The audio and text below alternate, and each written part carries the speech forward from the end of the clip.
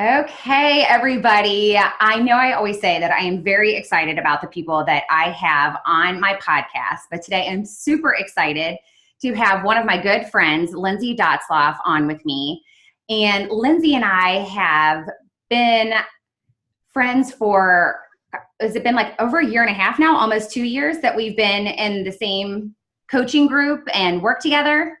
Yes, I think so. Yeah. So Lindsay and I were part of the Diva Business School, and you were in the net worth of your network too, correct? Yes. Okay. So we've been from the beginning, the first 6-week program. So we were connected through our coach, Stacy Smith, and we didn't meet until probably 8 months after being a part of this group that met every Thursday night. So we would see each other's faces on the computer screen, but we actually got to meet each other face to face when we had our first retreat in Gatlinburg this past December. And it was one of those things that, I think my internet connection went unstable for just a second. So the live video feed might be frozen for just a second. So bear with me if you are on there. So I'm just trying to make sure that it all stays up to speed. Let's see if I can get her back. Lindsay, let me know if you're there, if you can hear me. Okay, are you there? I am. Okay. Sorry, I was like, I think we lost her. So I just kept talking on the podcast anyway, just to let people know that we had a little problem with our internet connection. Okay. So what was the last part that you heard me say? I heard you were gone for a while. You were getting ready to say the winter retreat. Yes. So we met each other at the winter retreat, and I think we probably quickly realized that first night that we were going to have a connection because we both kind of have the same sense of humor. Yeah. And just, I don't know, there was something about you right away that I loved and I connected to. And we then, after that, had done the Live Your Light event in Indianapolis in April, and she was so amazing and put that on. And Lindsay's been on quite the journey herself, becoming a mompreneur, as we like to say. So without further ado, I want to introduce to you my beautiful friend, life coach, mother of two, wife, friend, Lindsay Dotzlaf. So Lindsay, tell us a little bit about yourself. I kind of give everybody background. How long have you been married? Your daughters, their ages, their names, and where you started off like with your business and what you're doing now. Okay. I will try to remember all of that, but you might have to remind me. So I'll start with, I have been married to my husband for 12 and a half years. We have 2 girls. They are almost 5 and 7. I had to think about that for a second. And I have been, first of all, I feel like I've been on an entrepreneur journey my whole life. At least since college. When I just knew when I was in college, it was like nothing fit. Nothing felt right. I changed majors several times. I just felt like I love the idea of this, but is this what I want to do forever? Like be in this, I went in as a teaching major. I knew quickly that's not what I wanted to do. And I love kids. I just knew that taking care of a classroom full of kids all day just was not my jam. And teachers make not enough money for what they do. I mean, teachers are to me like saints, and I don't know how they do it. So I quickly knew that's not what I wanted. And so I changed majors a couple times and ended up taking a short break from college, meeting my husband, going back to college either right before or right after we got married. And I was a clinical psychology major, or I finished as a psychology major, and then I started a clinical psychology program, which was going to be a 5-year program, and then found out I was pregnant, which was not in the plan. And that is where everything just kind of took a turn, because my pregnancy was high risk. At the time, we thought there was a good chance I was going to be on bed rest. I was spending like 12 hours a day at the school, between classes, and then I was working for the professors and doing all the things, research and all of that. And even then, I just had a feeling like oh, I mean, I love this and I love what I'm doing, but I just don't know. I've always had that feeling of like, I just don't know. I feel like I've been searching literally since high school. Mm-hmm. You know, when you're in high school and everyone's like, oh, what are you going to major in? And that's when I felt like I just had to pick something. And so I was like, I don't know, teaching. And yeah, the whole thing just changed when I found out I was pregnant. So I was lucky enough at the time I was a student and I was doing all of those things, but I was also a nanny. So I actually quit being a student because I just thought I'm just not sure. I feel like everything's up in the air. We are spending a lot of money on me to do this program, and we're going to be very poor for a long time until I finish. And how am I going to have a kid? Like, how is this? Wow. Like, at the time, I literally didn't even know if I wanted kids. I don't know if I've ever told you that. No, I didn't. I was like, oh my, I didn't know that. So it was kind of like it really turned my life upside down. And I wouldn't go back and change a second of it, of course. But I, from there, took some time off. I was a nanny for a little bit longer and then took some time off. And I was lucky enough that my husband had a job. He was also getting his MBA at the time that we had our first daughter, which, just looking back, I'm like, how did we do it all? I have no idea. But I knew the day that I had my now almost 8-year-old that my life was forever changed and that there was no way I was going back to what I, thought that I would possibly be doing. So I really just took some time off, but I also knew at the same time, as much as I loved her and I literally, not kidding, like I took 12 weeks off. So like close to your normal maternity leave. And then I had this feeling of like, I should be working. So I went in and interviewed for jobs and cried in job interviews. Oh no. Not kidding. Like I had about maybe 5 interviews, cried in every single one of them during the interview. And they're like, yes, this is exactly who we want working with us. I got 2 of the jobs. I'm like, okay, either you guys are desperate or you're like, oh,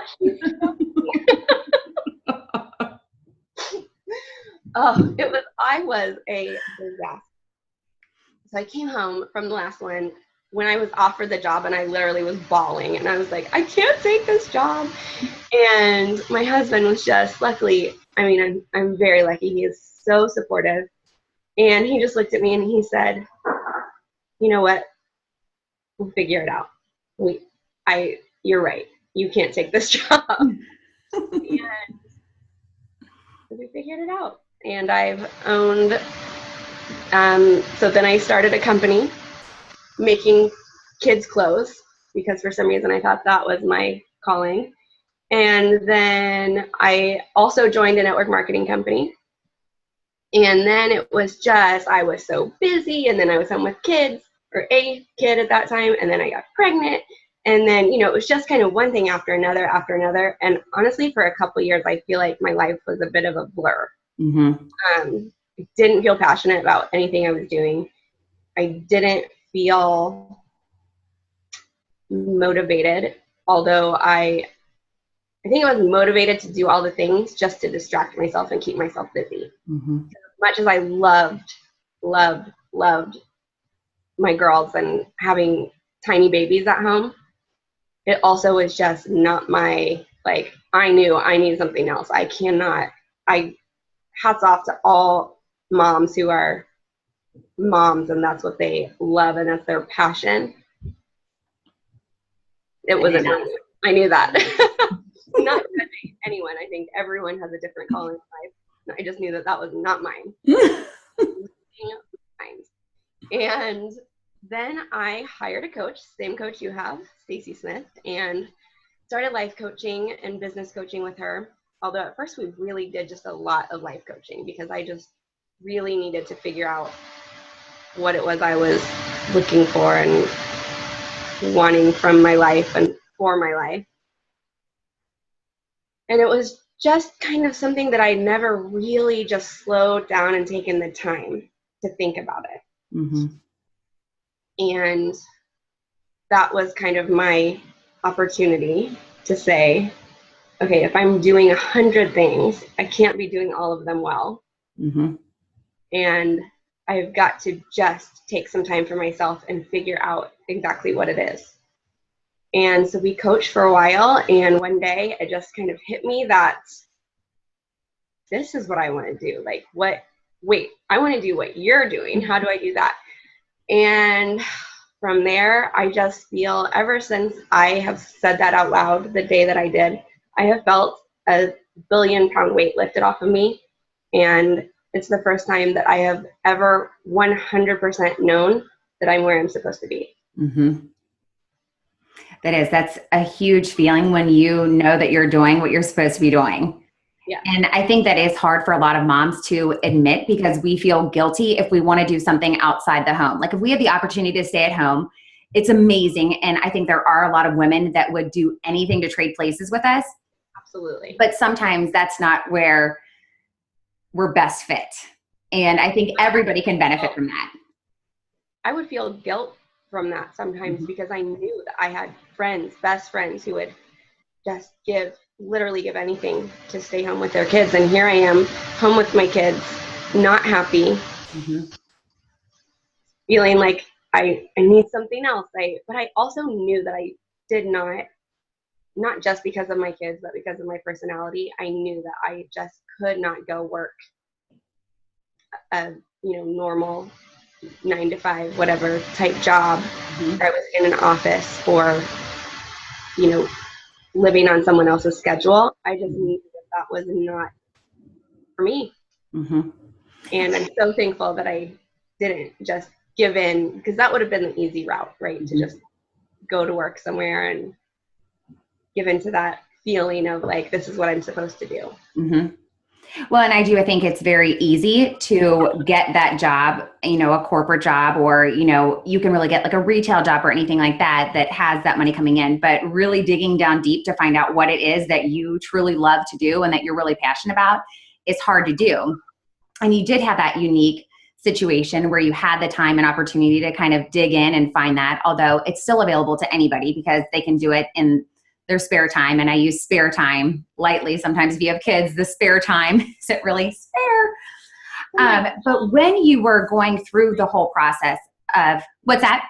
From like midnight to 2. Oh yeah, that's your window. Sometimes that's my spare time window. It's fine. Yeah. I do see some posts from you and I'm like, oh, 12:32 a.m. Okay. She was up doing her work, but that's the good thing about you. Like you hustled, you were like, this is the time I have, like you made the time.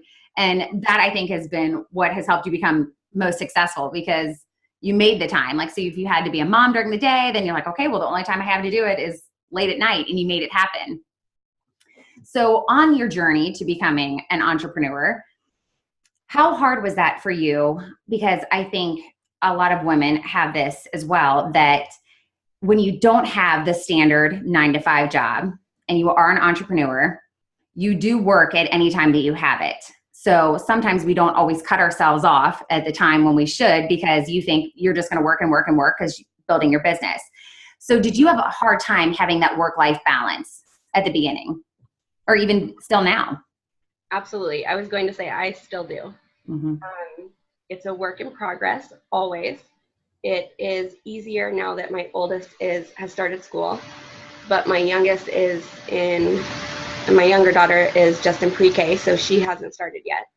And they're on more of like a, preschool schedule. So yeah, it's rough, but I have to say that I have so much support. And without them, I don't know what I would do. I have family close, and my grandmother actually lives 2 streets over from me. So that's where Harper, my younger daughter, that's where she is right now. And I just have so many people that believe in me, and I feel very fortunate for that, because I know that doesn't happen for everyone. That's amazing. So I know that to kind of backtrack, when you said that when you had the surprise pregnancy and, trying to figure out college and jobs, and even your husband was still trying to get his master's, and that was a lot of pressure on you. So do you think that that was the most difficult time that you've had as far as parenting, or do you think that there was another phase in raising your kids that's been the most difficult? I feel like that is just a question that I would answer differently every single day. Because I can understand. Looking back, and this is different for you because you had 3 babies at the same time, which I cannot imagine. I literally, I've tried to wrap my mind around it and I just can't. So I've stopped trying. I just think we should just get like a Rubik's Cube. Can't figure it out, just throw it away. Yes, I don't know. But for me, looking back, I think, oh, tiny babies, I just miss them so much, because my kids are getting older. And I think that was just such a great time. And then when I really think about it, I'm like, wait, was it? And I would be crying, and the baby would be crying, and I would be like, you just have to take her, right? And just hand her over, and I would just go sit in my bedroom and cry. Mm-hmm. And so, was that the best time? I don't know. But, of course, what I'm thinking of is, the snuggling and the having a baby, sleeping on your chest with its head, nuzzled in your neck, that was incredible. But the other parts, right, are so hard. But now, there are other parts that are amazing. I love watching my kids. Sorry, I totally turned this question around. You asked me what was the hardest. No, you're good. Take it wherever you want to take it. Best part is, now I love watching my kids learn and be independent and form their, such unique personalities. But at the same time, the hard part is the unique personalities and the whining and the laying on the floor and kicking the wall, and the 8-year-old with the back talk. That's a new thing. And that for me, whew, it's not the same as the 3-year-old back talk. It's real back talk, right? I feel like she hit 2nd grade and everything has changed, and she's no longer a little girl. And I'm seeing that, and it's hard as a mom to see that. Some parts are really cool because some days I can have, real conversations with her, but then the next day she's throwing a temper tantrum. You're 8. What's happening? Yeah. Together, right? Yeah. So how do you handle the back talk? Because I'm sure, some of the people that may watch this or listen to it might have kids around the same age. And I know it's different for everybody because we all find the techniques that work for us. But what is a technique that you use?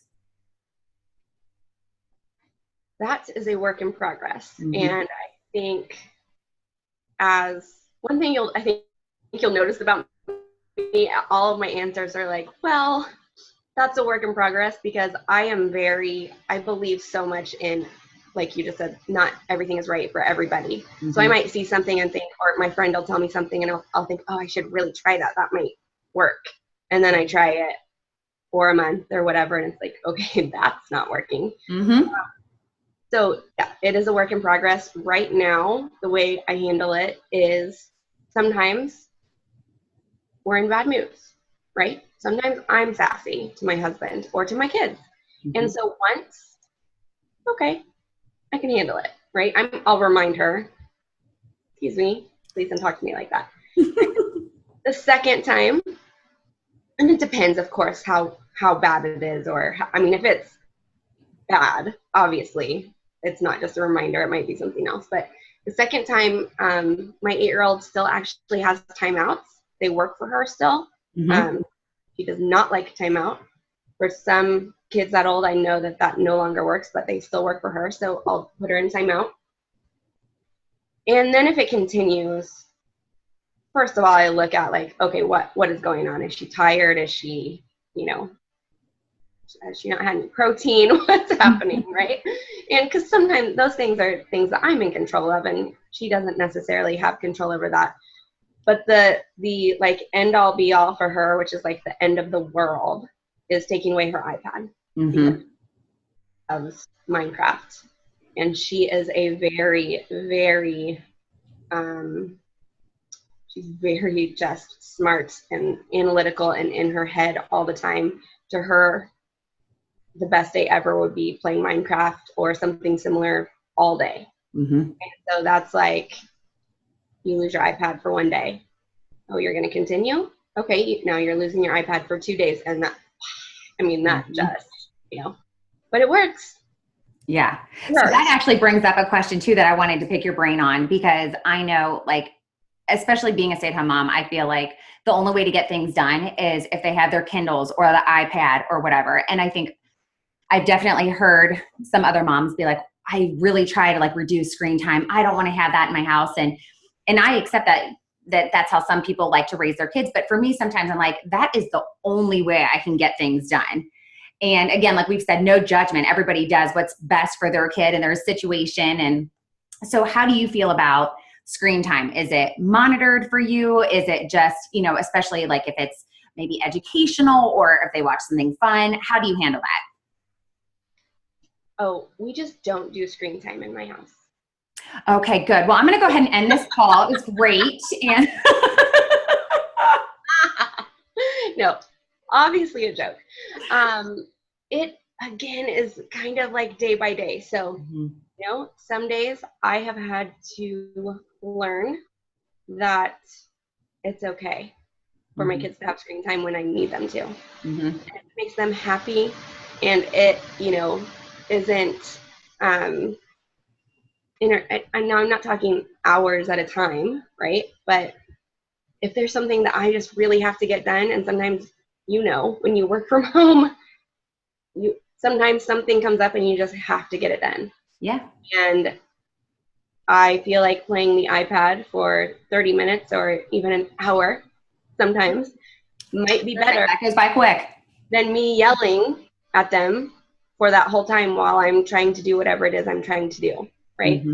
So for my sanity and their sanity, it's not fair for something to come up for me last minute and them be punished for it. So they love to play iPad or, occasionally watch a movie. Luckily, my almost 5-year-old, she still gets kind of tired in the afternoon. So I don't feel bad about, why don't you take a rest and watch a movie, but she's also, my younger one is very active. So for her, that's almost like a punishment. Yeah. I have to say, like, please, can you just watch the whole movie? That's what I've done with my kids. I'm like, don't get up until the movie's over. Stay there. Yeah, that's where we are with her. With my older one, if she's just not as active, as much as it is crazy how you see the difference in personalities. And as much as I want her to, you should go outside and play all day, right?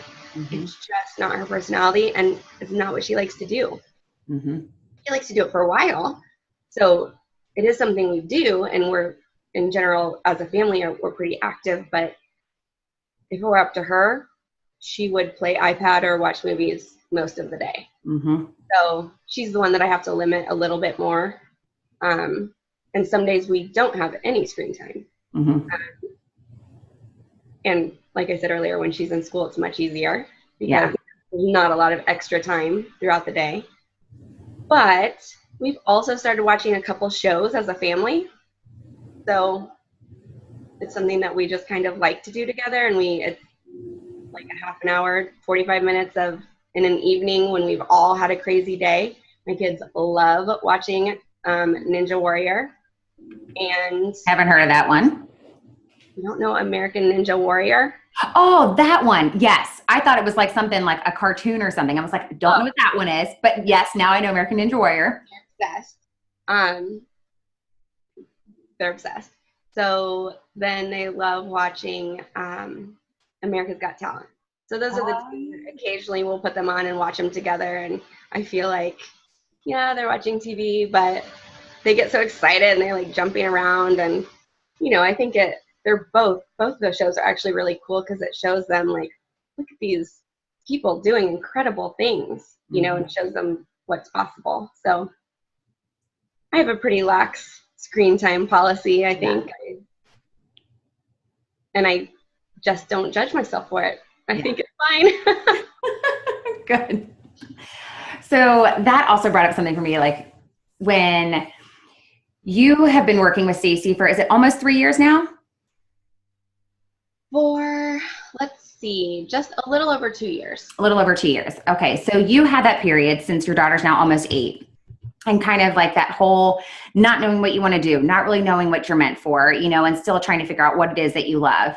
And as you now have become a life coach on your own and you've seen that you've benefited, what do you think working with a life coach and also now being a life coach has brought to your family? Like, of course, we know how, like, and you can speak on this for yourself, but how you personally feel like that you've benefited from it, but also how it's shifted things with your family.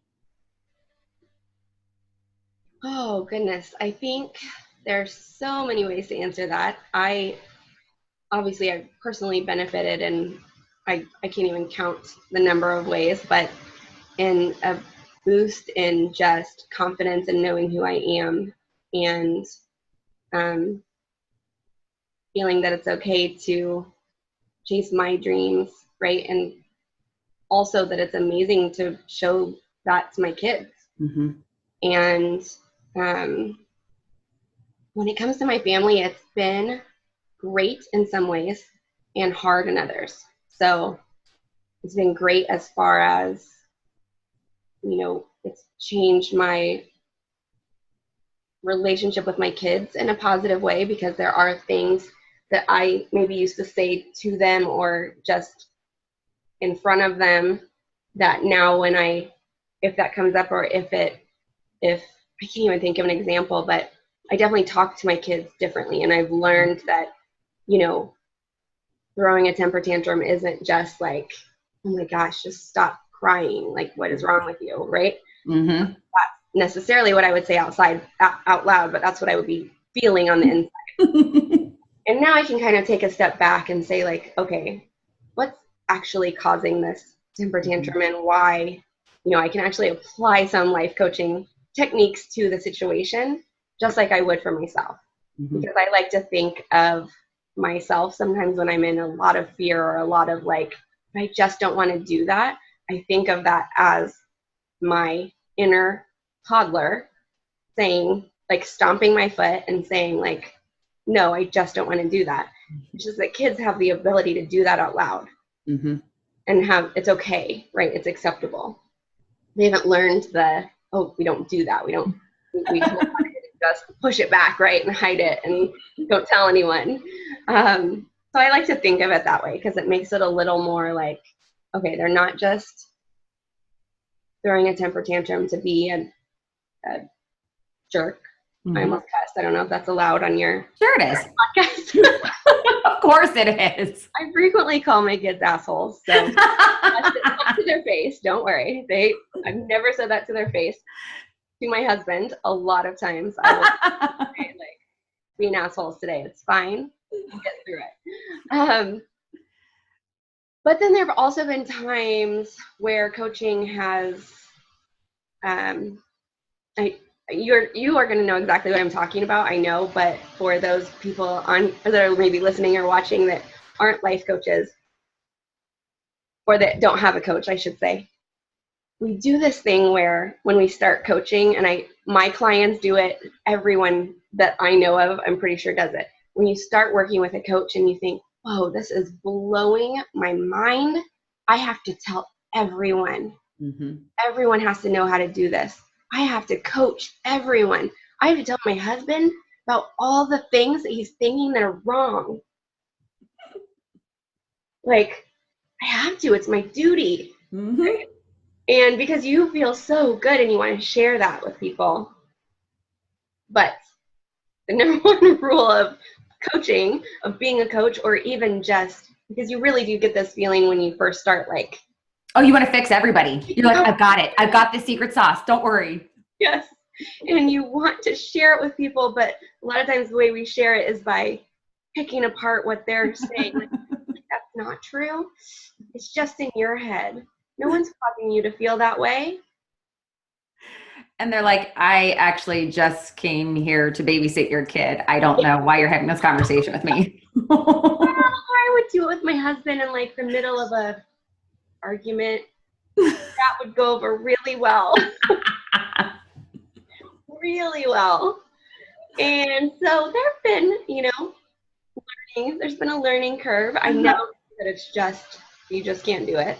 You cannot coach someone that doesn't want to be coached and that hasn't asked to be coached. Mm-hmm. And you know that. I know. It's something you learn when you get into all of this, that just because you're doing it and it makes you feel good and you want to be a better person doesn't mean that everybody else is trying to do the same. Mm-hmm. So but it's getting much better. And as my business grows and as I have more clients and I coach more hours in the day, I see more of that stuff. Mm-hmm. And have learned how to manage it in my relationship with mostly my husband, is because he's the one I'm around the most. Mm-hmm. But also with friends, I would do the same thing with friends, and that's annoying. You don't want a friend who just is like, actually, let me tell you what's really going on, right? When and you say like, oh, that's awful, right? Like, no one wants that friend. Yeah. So, yeah, I would say it's been lots of good things, lots of amazing things have come from it, mixed in with some touchy spots here and there. Yes. Well, good. Well, share with us what you have on the horizon. Like, what do you have going on with your coaching program? Do you have a group coaching program coming up? Like, what is in the works for you? I do. I have a 6-month program that officially starts September 5th. We are right now, I'm in the enrolling process, and we're actually doing, so it's on Tuesday nights at 8:30, and I'm doing an enrolling process where whenever anyone signs up, they get the Tuesdays until then for free. So I have some girls who are already in it, and we're doing calls every Tuesday right now. And it is called Together We Rise. It is Love that. Inspired so much by people in my life like you, who are my tribe and who I know that I could not do this journey without. There's no way. Because when you have a tribe, you just, you have people there to stand next to you and say, it's okay, you can do this, right? Like, you're having easy when you're having good days, but when you're having days that are hard, or someone tells you no, or, any of the things that are hard, to have a group of women standing with you to say, it's okay, we're here, we're doing it too. If we can do it, you can do it. Yeah. And that is for sure something that I have learned from you and all the other women in Diva Business School. So that starts in September, and it's 6 months, so through February. And then honestly, like, my favorite thing is working with private clients. The more private clients I have, I just crave more. Mm-hmm. And I know that sounds crazy, but I love having one-on-one conversations with my clients and just really being able to get in there and work on the deep stuff, whether it's life coaching, whether they're considering starting a business or they've started a business and they just need, I don't do specific business coaching necessarily, but I do feel that life and business overlap so much that if Absolutely. Lots of crap going on in your life and stuff that you're just holding in and having negative feelings and thoughts on the inside, that is going to overlap with your business. Mm-hmm. And we both know that starting a business with that stuff is almost impossible. Yes. Because all of those insecurities will come out. And I just love helping my clients through that. Because as we've said, the group coaching, like, I still love that, still crave that, because just having those other women that, like we've said, I already felt so connected to you and I hadn't even met you yet. Like, it was 8 months before I met you. So then, like, when I met you, I was like, oh my God, I know you. I love you. Like, you're gonna be in my life forever. Yes. You know more about me than most other people do. And there is just that support system that you get in a group. But we've also said that that's kind of like the best way to introduce people into private coaching is because, you kind of get in there and you kind of see like what coaching's all about and you get a little bit more interested. But the transformation really comes from working one-on-one with a coach. And I know that's why you love it, because you do have that ability to really dive in deep with somebody for a half hour, an hour, however long you do it. And you just get to work on them fully. And, it's private, just between you and them and not on a call. So if they don't feel comfortable sharing that information in front of the other ladies yet, that they have that confidentiality with you and they can feel vulnerable and exposed and know that they have you. So I know that that's huge too for women to be a part of. Yes, I do really think that both are important, but they serve different roles. Mm-hmm. And I think sometimes private coaching is better for someone. Sometimes I feel like actually group coaching could be better for the situation that they're in. Or, of course,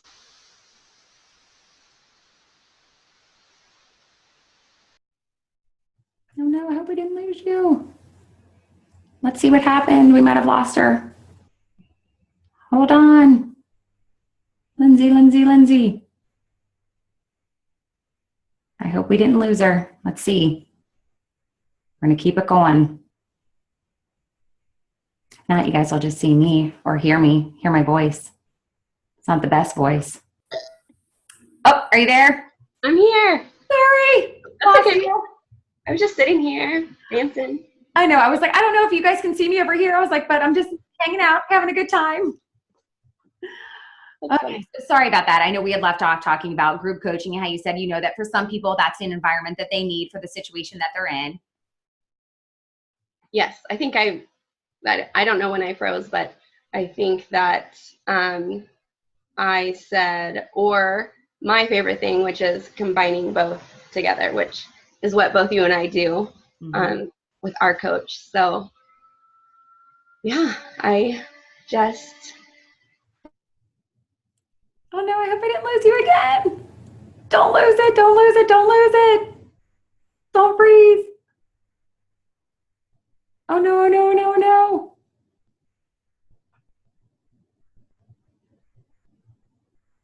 Hold on. I might still be there. Come back to me.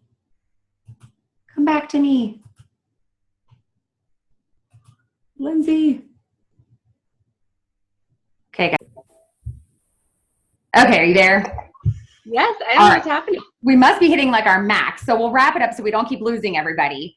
But so if people are interested in signing up for your program, how can they find out more information about it?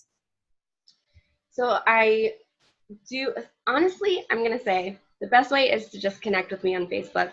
I do have a website, lindsaydotzlafcoaching.com. It is still a work in progress, so not all of the information is on there, but there are ways to contact me through the website.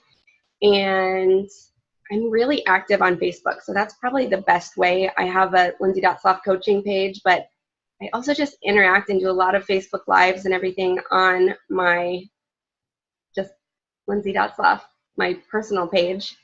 And at this point, I still am just adding friends in there and sharing it all there. So, and you get to see all the kids stuff and all the, craziness that goes on in my house. Sometimes I post pictures of kids throwing temper tantrums. So. Well, that's good. That's real life, right? And we get to see what we look like when we're not having a video. So when we don't have our hair and makeup done. Yeah. What we look like. Also, I do have to tell you something. Yes. Share. I'm kind of afraid that if I tell you, you're not going to post me on the podcast. Oh, no, why? I don't have a minivan. Okay. Well, like we said, about the screen time, I'm going to go ahead and have to interview somebody else because that was part of the requirement. I didn't want to tell you at the beginning, just in case you were like, oh, done. Yeah. Okay. So you just have to be a mom. You have to have a minivan and your life has to be complete and utter chaos. But the other two, yes. But we share the love for wine. So I feel like that we can go ahead and substitute it. Okay. Or I think I may make up for it in the mayhem category some days. Yeah. So it's fine. With a back talk. Oh yeah. Well, I'll let that one slide because I love you. So we'll let that happen. All right. I also wanted to tell you that I thought of this right before we got on, and I thought, oh my gosh, you need to have me, because I was listening to one of your podcasts right before, the only one I hadn't listened to right before I got on here. Aw. And I thought, I just love Leah so much, but like all of her humor, you don't get to hear it because it's mostly the other person talking. And I thought, you need to have me on to interview you. Ooh, I like that. Yeah, Maybe we'll set up a date next week and we can do that. I love that idea because I can think of Oh no, and I'm losing you. Maybe we'll have internet. Oh no. that I have. Oh, are you That- there? Okay, good. Wait, oh no, I'm losing it. Come back, come back, come back.